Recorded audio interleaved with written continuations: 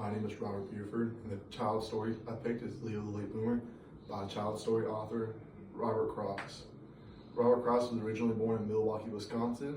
He had always a passion for reading, writing, and drawing his own art, and soon wanted to take that further into making his own cartoons. So he would dabble every day making his own cartoons, writing and drawing them, and he soon was able to publish them at 11 years old. So unlike the book Leo the Late Bloomer, he sure was a late bloomer to that fact, and was clearly very skilled in that. He soon wanted to take his education even further in art and writing, so he went down to New York and got his own art degree.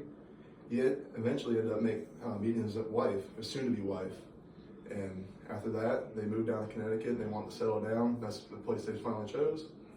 They had 2 kids, and Robert wanted to take his writing career even further and open his own publishing firm.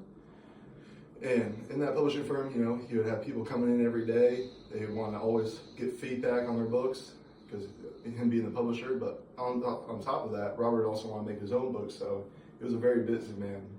My sources are graded from the 3rd book of junior authors.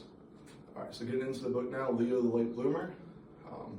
Leo was a scary little lion. He was always inefficient with everything he did. He was a very sloppy eater. He couldn't read, he couldn't write. Anything he did just seemed to mess up. And his parents always seemed to be, every day they seemed to get a little bit more worried for Leo that he would be a late bloomer and just never bloom, especially his father. His mother always kind of held out. So Leo would go on about his day, and his dad would slowly but surely get more and more watchful of him.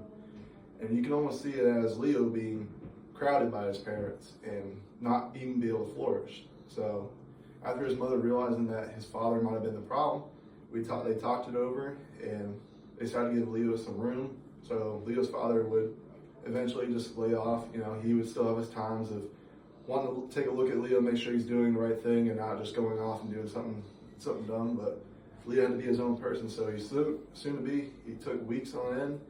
Leo would go out, experience the world for himself, and after some time, he finally realized how to be his own person. So Leo the Late Bloomer turned into Leo the Bloomer. Leo was able to read now. He finally was able to read books to all his friends and read it out loud. Leo could write. He could make his own sentences now. They won't look like some weird scribbles, some Sanskrit. And he could also eat properly. He didn't have a messy table every time he would eat with his parents, ruining things. He could clean up after himself. He could put himself to bed. So Leo became the best lion.